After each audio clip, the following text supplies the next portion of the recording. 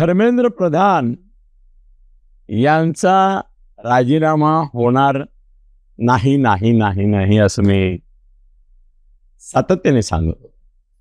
आणि त्यामुळे ज्या क्षणाला धर्मेंद्र प्रधान यांचा राजीनामा आला त्या क्षणाला मी हे गृहीत धरलं की एकूण ज्या प्रकारे लाखो लोकांनी आपले व्हिडिओ पाहिलेले आहेत किंवा रील्स पाहिले, शॉर्ट्स पाहिलेत, तर आता प्रचंड असा पाऊस आपल्यावर मेसेजेस पडणार की अरे तुम्ही तर नाही म्हणाले होते, झाला ना. तर येस, शेवटपर्यंत असं वाटत नव्हतं जी माहिती मिळत होती नाही. आणि इंडिया टुडे, इंडिया TV, आज तक पासून सगळे कुठलंही चॅनल घ्या तरी कुणीही तो राजीनामा होणार नाही असंच भाकीत केलं होतं.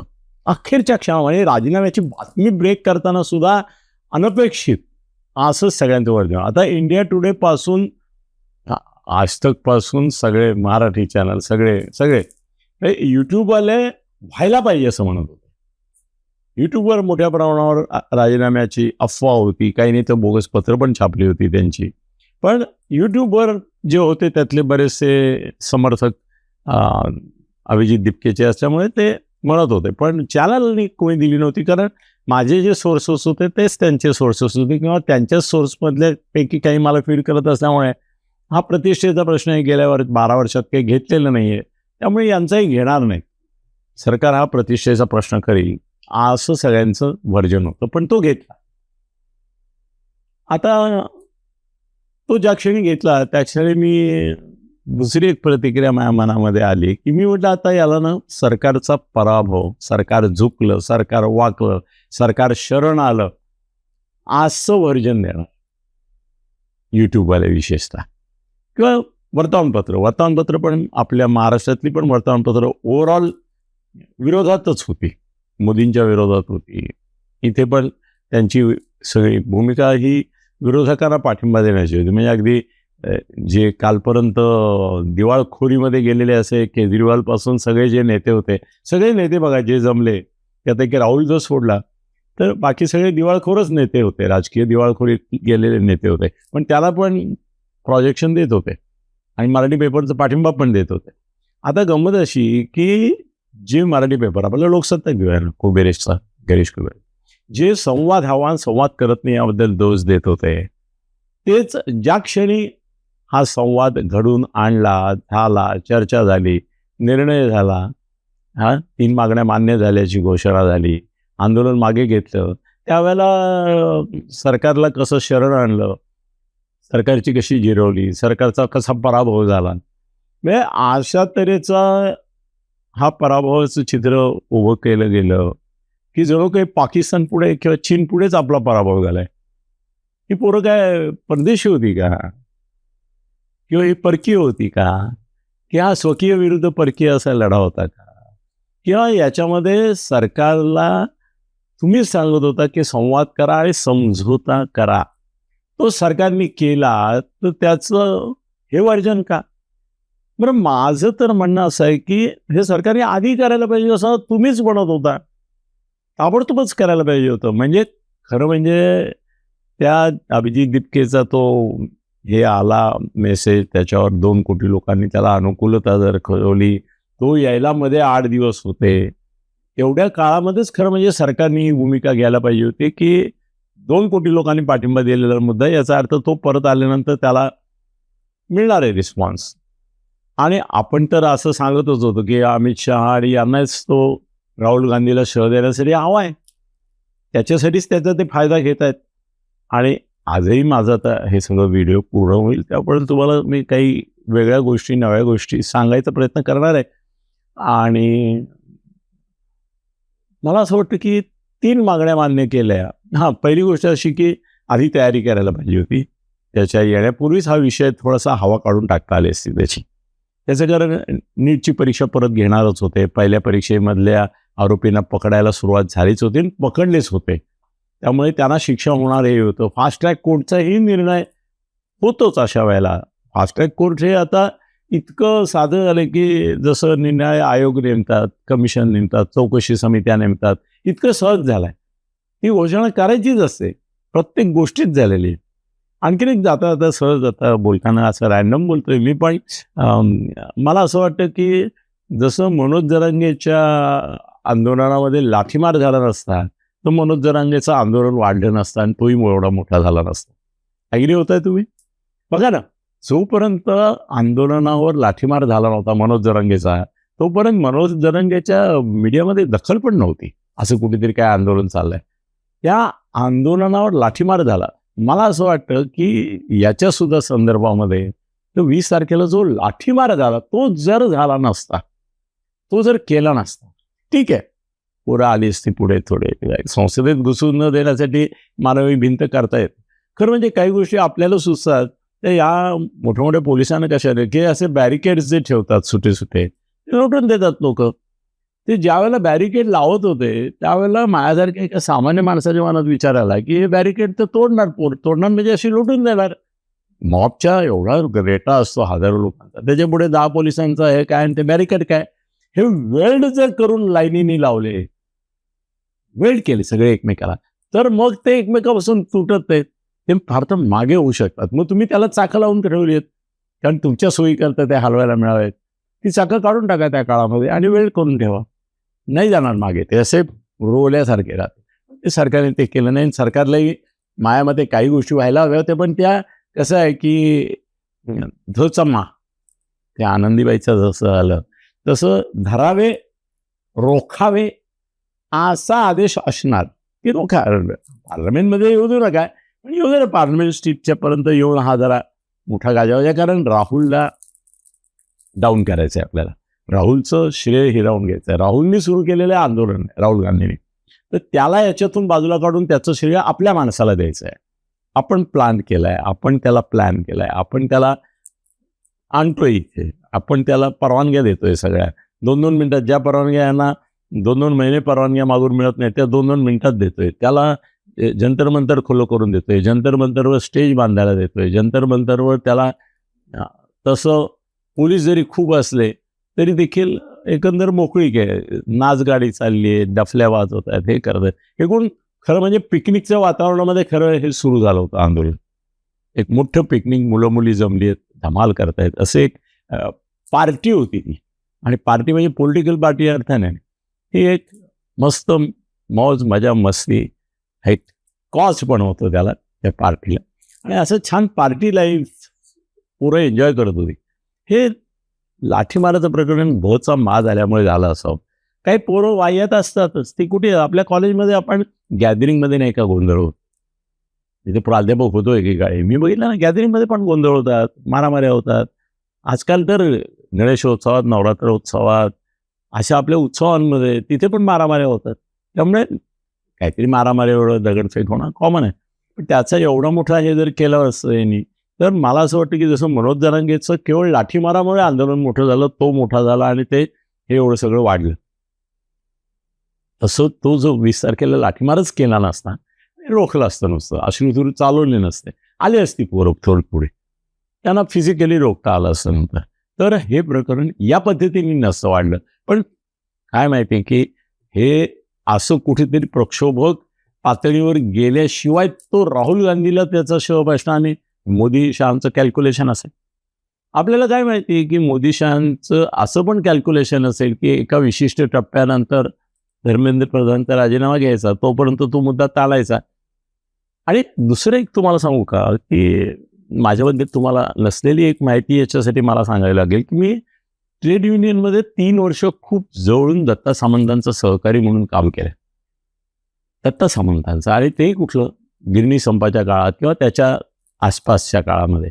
तर त्यावेळेला आम्ही बघायचो की कंपनीमध्ये पहिल्यांदा आम्ही त्यांना नोटीस दिली किंवा डिमांड टाकल्या की पहिल्यांदा मालक आणि दत्ता सावंत यांचं जे बोलणं व्हायचं त्याच्यामध्ये मालक त्यांना सांगायचं की या मागण्या आहेत तुमच्या, यातल्या एवढ्याच मागण्या आम्ही मान्य करणार आहोत, तुम्ही मागण्या अवास्तव केलेल्या आहेत, तर त्यामुळे याचा एक आपला मीटिंग पॉईंट कुठे आहे, तो हा आहे.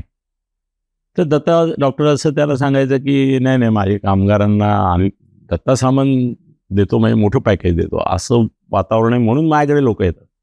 तर पॅकेज मला मोठंच पाहिजे. ते मॅक्झिमम किती देणार ते तुम्ही सांगा. मी त्याच्यात थोडं पुढे जातो आणि मग आपण हे करू. पण मालक म्हणायचे मग ठीक आहे आपण ॲडजस्ट करू. तर दत्ता सामंत म्हणाले तर मी तुम्हाला पॅकेज दिलं, तुम्ही ॲडजस्ट केलं, तर कामगार संशयखोर असतात. ते म्हणतात की याचं डील झालं वाटतं आतमध्ये. याने आज मागणी केली, मान्य केली. मग संघर्ष जर नसेल, तर मग ते जे मिळवलं, मागण्या मान्य झाल्या, त्याचा आनंद होत नाही. एक संघर्ष झाला, त्याच्यात मारामाऱ्या झाल्या, आमच्या लोकांनी 2-4 डोकी फोडली, तुमच्या लोकांनी पोलिसांना बोलवून फोडली. तो जे ड्रामा तयार होतो, त्यानंतर त्या मागण्या मंजूर होण्याचं समाधान होतं. त्यामुळे तुम्ही लगेच मागण्या मंजूर करू नका. आम्ही उद्यापासून स्ट्राईक करतोय आणि आम्ही स्ट्राईक केलेले आहेत. म्हणजे डॉक्टरबरोबर मी इतका जवळ होतो, तुम्ही विचारा डॉक्टरांच्या सहकार्यानं किती जवळ होतो. तो स्ट्राईक करायचा. त्यातला एखादा स्ट्राईक 10 दिवस, एखादा 25 दिवस चालवायचा.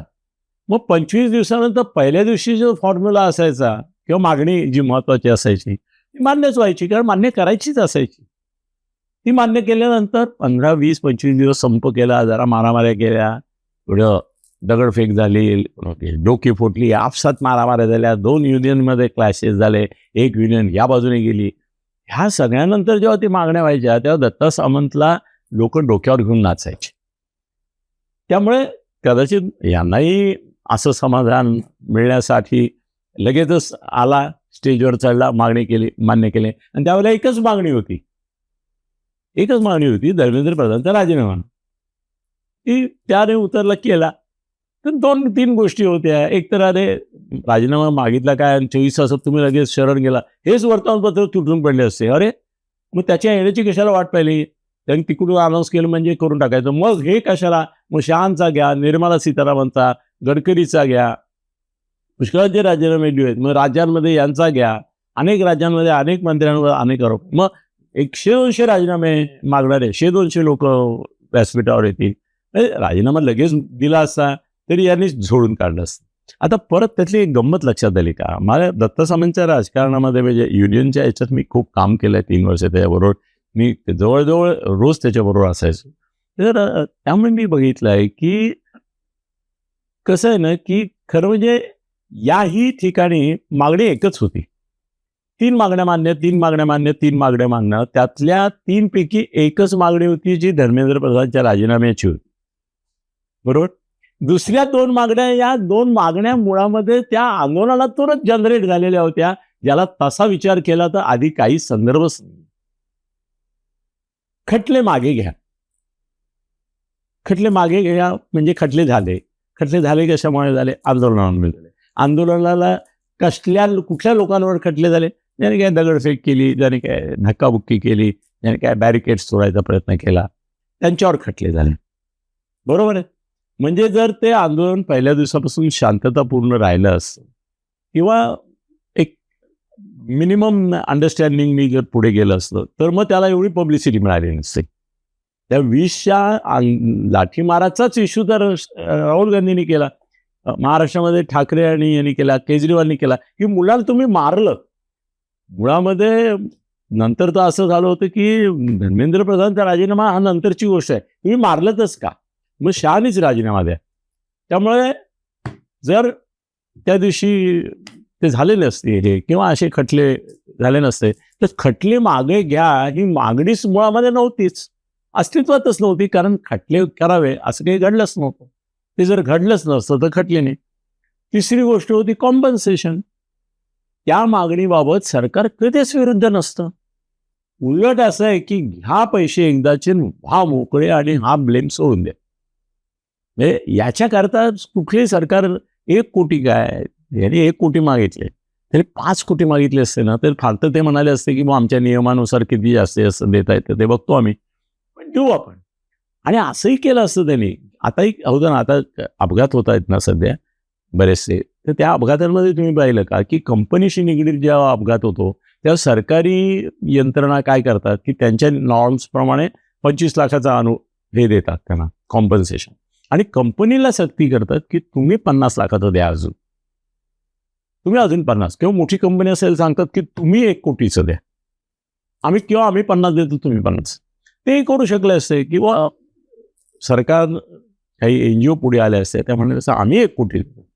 आणि तिथे जे नट आले त्यातला प्रत्येक नट 20 कोटी म्हणजे काय आहे, त्यांना 500-500 हजार कोटीचा पिक्चर काढतात. त्यांच्यापैकी कोणी म्हणालं असतं की हा ठीक आहे, या 20 जणांना मी देतो.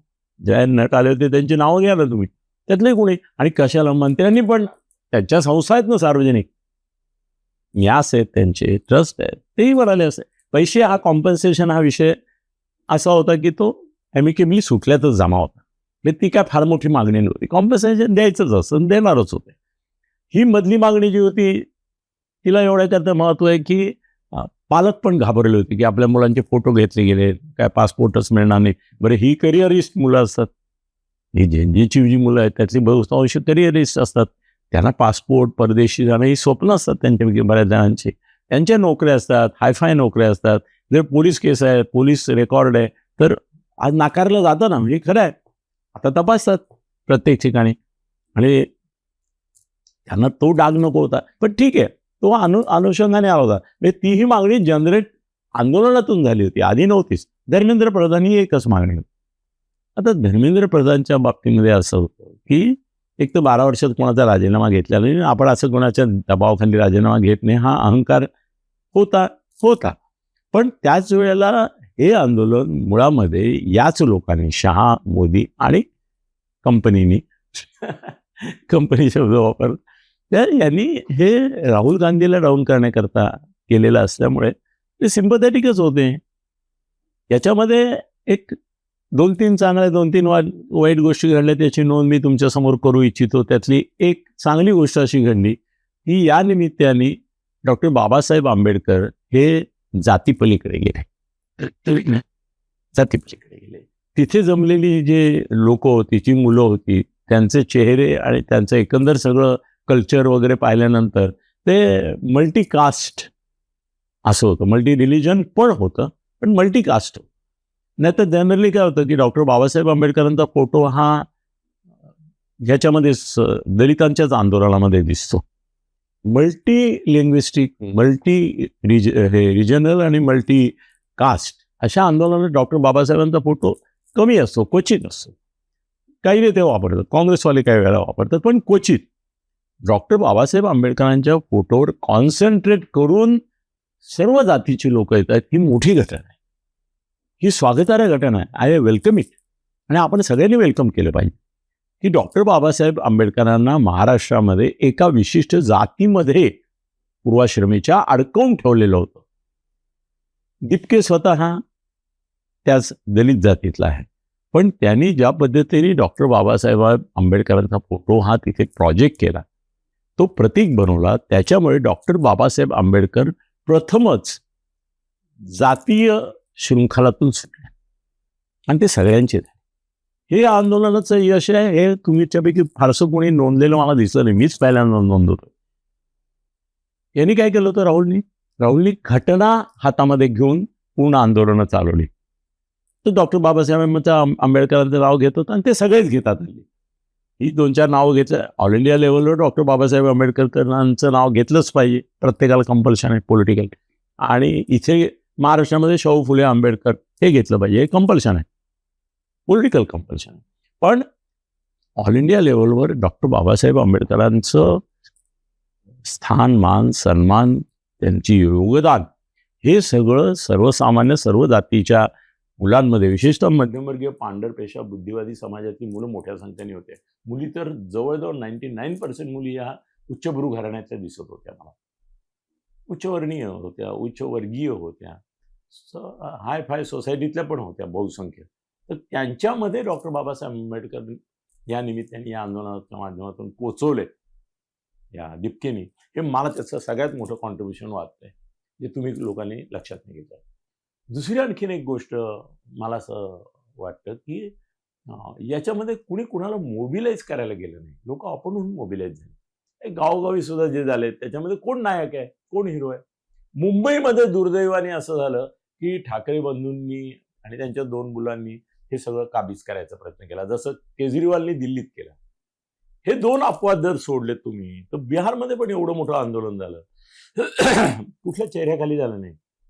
कम्युनिस्ट पार्टीच्या लोकांनी यावेळेला ऍक्टिव्हली भाग घेतला. कम्युनिस्टांचाही उदय झाला या निमित्ताने, आंदोलनांचा. त्यांच्या विद्यार्थी संघटना ऍक्टिव्ह झाल्या. हा एक आणखीन एक मुद्दा आपण नोंदवला पाहिजे की त्या डेड झाल्या होत्या, त्या रिव्हाइव्ह झाल्या.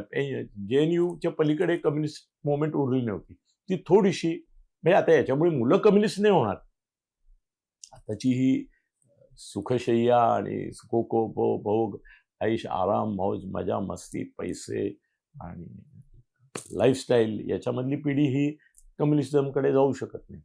पण तरी देखील त्यांना एक हे मिळालं. दुसरं एक आणखीन मला असं वाटतं की या आंदोलनाच्या निमित्ताने फार चांगलं वाक्य मला पृथ्वीराज चव्हाणांचं एक वाक्य वाटलं. मला वाटतं ते यांनी पण वापरलं, वांगचुकनी पण वापरलं की भीतीची भीती गेली. एक फोबिया निर्माण केला होता, एक कॉम्प्लेक्स निर्माण, एक भयगंड निर्माण केला होता सरकारने. या तर खरी रस्त्यावर, बघा तुमचे फोटो काढले की तुमचे करिअर बरबाद होईल, कसे येता बघू.